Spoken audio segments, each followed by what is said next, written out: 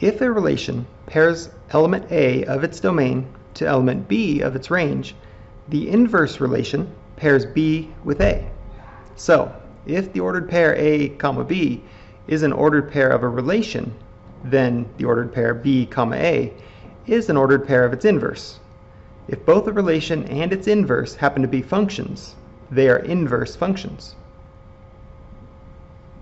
This diagram, on the next slide, shows a relation R, a function, and its inverse, not a function. The range of the relation is the domain of the inverse. The domain of the relation is the range of the inverse. So note the mapping diagrams. First, the relation R on the left. We can see the domain 1.2, 1.4, 1.6, and 1.9 being mapped to two different range values, 1 and 2, as shown by the arrows, and then the inverse of R. Note the range values from R have become the domain values of its inverse, 1 and 2, and those are mapped to values in the range, which is also the domain of the original relation.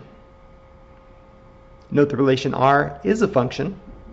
Each input value is mapped to a unique output, but the inverse of R is not a function. Both the domain values 1 and 2 are mapped to more than one output. Problem 1. Finding the inverse of a relation. Part A. What is the inverse of relation S? We can see relation S represented in the table on the left. To find the inverse of the relation, we simply switch the x and y values as seen in the table on the right. Part B. What are the graphs of S and its inverse? So first note on the left, a graph of the relation S, ordered pairs plotted as points. And then in the middle, we reverse the ordered pairs. So what was x becomes y, and what was y becomes x. Note also these points can be said to be reflected across the diagonal line y equals x. This brings us to the eventual inverse of S graphed on the far right.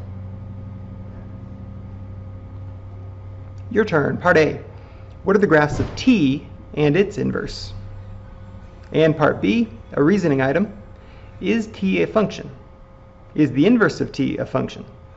Explain.